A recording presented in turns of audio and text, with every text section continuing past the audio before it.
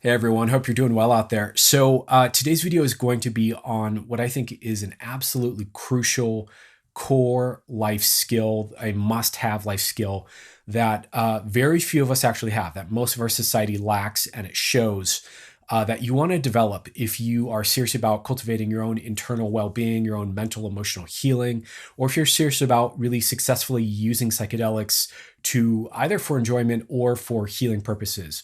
And that is the skill of quality controlling our own thinking. So I just recently put out a video on my model, on the psychedelic personal growth model that I developed earlier this year, which I'll link down below here. And in the video, you'll notice if you've gone through it or looked at the model, you'll see QC your thinking, or quality control your thinking, twice in the model, once in the meta skills and once at the far right hand of the model in the aftercare section. And it's repeated for an absolute reason. So I'd like to explain that to you if you don't mind, and just unpack what exactly I mean when I say quality controlling your thinking, and start to just get you to become aware of this and tuned into it and hip to it, because it's, like I said, not only absolutely important, but it's a life-changing skill to start to develop. So without much further ado, let's talk about it. Okay, so quality controlling your thinking, if I'm going to be honest here, is a really a very deep topic. I mean, it reaches into and overlaps with the idea of like CBT, or a lot of the more cognitive side of NLP. And I really could probably create a whole course on different types of cognitive distortions and understanding how to think more clearly.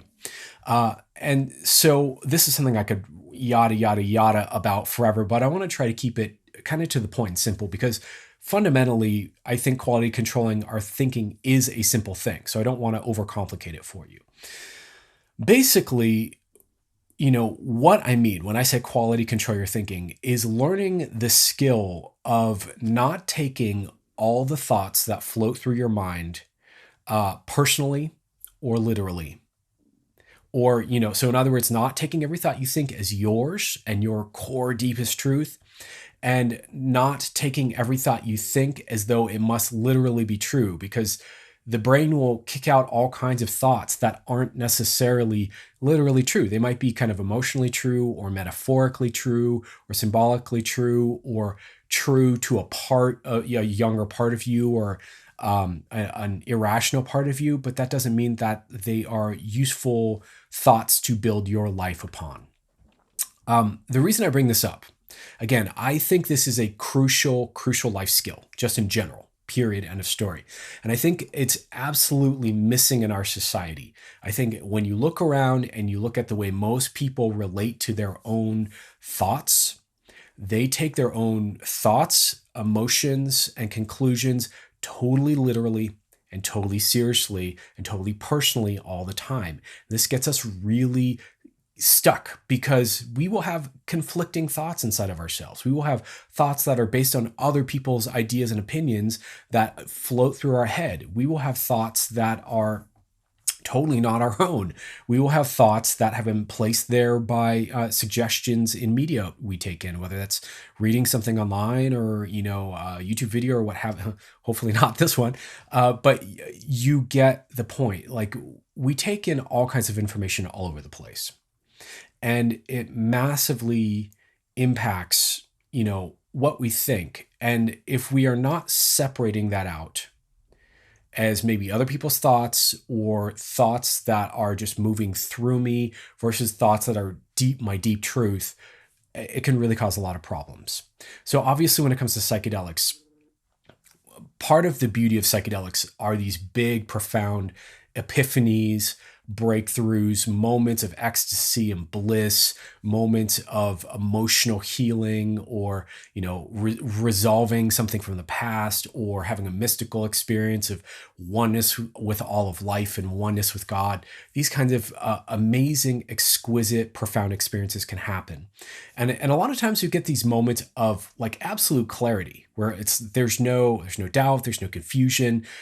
Something will float through our awareness that is absolutely crystal clear and spot on and useful and right, and can be a life-changing moment of epiphany. But the problem with psychedelics is we also have all these other types of thoughts that float through our mind. And, for example, we have kind of these fool's gold epiphanies that seem and feel really profound and real, but really aren't, right? Or we have these kind of half-truth epiphanies where there's like a little bit of a piece of truth that's kind of been fused with a misunderstanding or a delusion or an illusion. And if we're not discerning that and we take that in because it feels kind of true, because it's partially true, that can really mess with us. We'll have thoughts that float through our head again that are from programming, from TV or media or movies or what have you. We will have thoughts that float through our head that are based on stuff that our parents told us when we were kids and we may no longer agree with. We will have thoughts and emotions and conclusions that float through our head that are from a younger part of us, a wounded part of us, maybe. We may have thoughts that float through our head that are just gobbledygook, that are just the brain cross-talking, spitting out weird new hybrid ideas that would be the idea version of like a genetic mutation that just don't really make sense and don't really go anywhere or don't do anything. It's just kind of gobbledygook, right? And we get all of this moving through the same channel of interior experience and interior insight and interior thinking, whether those are pictures in our head or body sensations or self-talk or memories, these kinds of things. It's all moving through that same internal channel. So we have no way, if we take it all seriously as being equal and equally mine and equally true and equally serious, that can put us in a really problematic kind of situation. And so the skill I want to encourage you to develop here with quality controlling your thinking is to start to evaluate the conclusions you have, the thoughts, the emotional logic that you create, and evaluate, is that true? How do I know that's true? What happens if I live my life from that idea? What's the long-term ramifications, long-term echoes that will come out through my life if I adopt this belief or this perspective? Let me see. Have I heard this anywhere else? Is this anyone else's idea that I may or may not be consciously like recognizing right now? How functional is this piece of wisdom or insight? Is this, healthy? Is this going to be practical? Is this going to give me an experience that leads me in the direction of what I care about in my life, that aligns with my value system? I think these are all really important questions to be asking ourselves and really starting to discern bullshit, from truth, bullshit from clarity, from reality, from authenticity.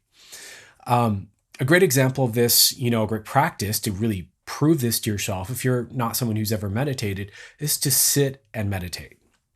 Now, usually when I encourage people to meditate, as a coach or as a friend or what have you, the common objection you'll always hear is, I can't meditate. Why can't you meditate? I can't meditate because I can't quiet my mind. Exactly. That's the point. That's not actually the problem. That's exactly what meditation is there to show you, that when you sit and you close your eyes and you are not actively trying to generate thoughts about something or draw a conclusion, you will notice if you just chill, your brain will start auto spitting out all kinds of thoughts and ideas and opinions and beliefs and memories, and the mental chatter goes on and infinitely, right? Why does it go on infinitely? Because the brain is designed to do that. The brain is designed to auto-generate and automate thinking for us as a survival mechanism. It automates conclusion making, decision making, memories, it calls upon old things that we've already learned so that we don't have to relearn how to do something every time we need to if we're faced in like a kind of dire, quick decision making kind of situation. So, excuse me. So our brain is wired to auto-generate all of this content. And then you feed it psychedelics, you feed it LSD, you feed it mushrooms, And all of a sudden it's cross talking amongst more regions of the brain, and it's more creative, and it's more, you notice your brain will be more nimble and sharp, and your ability to laterally think across like kind of stranger associations, nets of associations, becomes much wider. And all of a sudden your brain is even more skilled at auto generating out a bunch of kind of stuff, a bunch of content, a stream of, thinking that you're not even trying to do.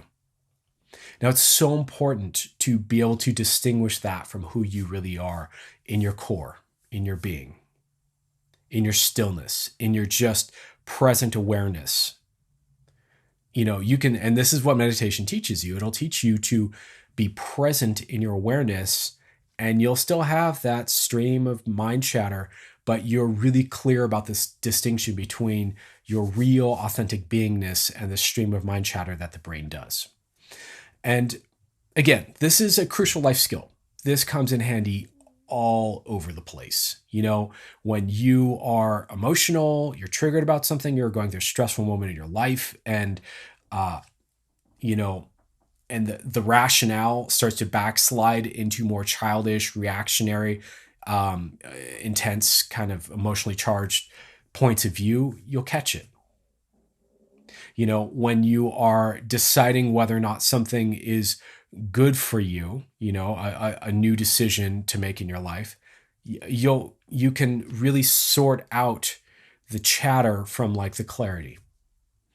Again, when you're meditating, this comes in really handy. And again, with these psychedelic insights and epiphanies, part of aftercare is, again, sorting the chaff from the wheat, sorting the bullshit from the truth, sorting the not functional insights from the functional insights. I think that's another important one, because there are certain things that we take away from a journey. Let's say you get guidance from the medicine to start doing more yoga and exercising more.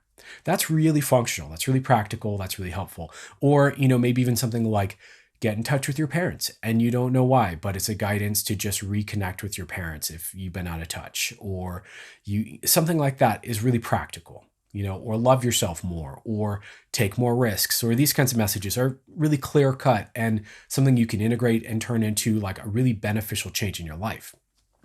But sometimes you get like a conclusion, that's neither here nor there. It's just some weird abstract thing, and it's like, well, what do I do with that?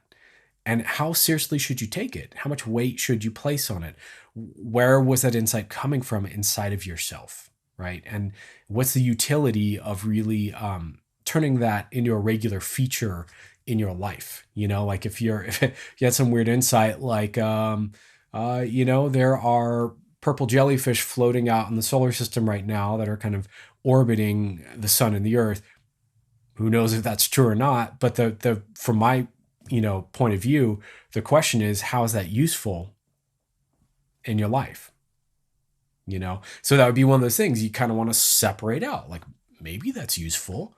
Maybe in some spiritual practice you're doing, or shamanic practice or something like that. Maybe, but maybe not.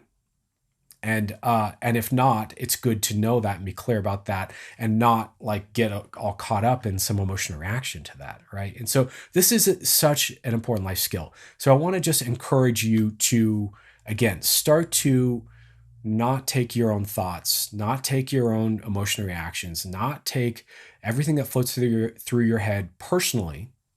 Really evaluate what's really yours and what isn't, or literally, because sometimes, we have emotional aspects of ourselves that are maybe based in wounding from when we were younger, and it might kick out a thought. This part of you might kick out a thought that's, really drastic, but that doesn't mean that it's your truth as an entire being, as an entire consciousness. It might just be that there's a part of you that's emotionally thinking, right? And so it's really important to discern this kind of stuff. So that's really my message in this video. If you're interested in this kind of thing, if this does not make enough sense, if you would like more examples of ways to do this, I might consider maybe making a course, or at least making a couple videos of different ways to catch kind of, bad thinking in ourselves and start to learn how to think more clearly. So if you want to learn more about different types of nuances of thought, so that you can further clarify and quality control your own thinking. Let me know. I'd be interested in possibly making more videos like that, but if not, that's fine too. And again, let me know if there's something in what I've said here that really hits home for you, that resonates, that's a powerful message, or you disagree with, or what have you. Leave a comment down below, engage, interact a little bit. I'd really appreciate the conversation. Anyways, much love to you. Thank you for watching, and I hope you have a beautiful moment in time wherever you are, day or night, and I will catch you guys soon. Take care.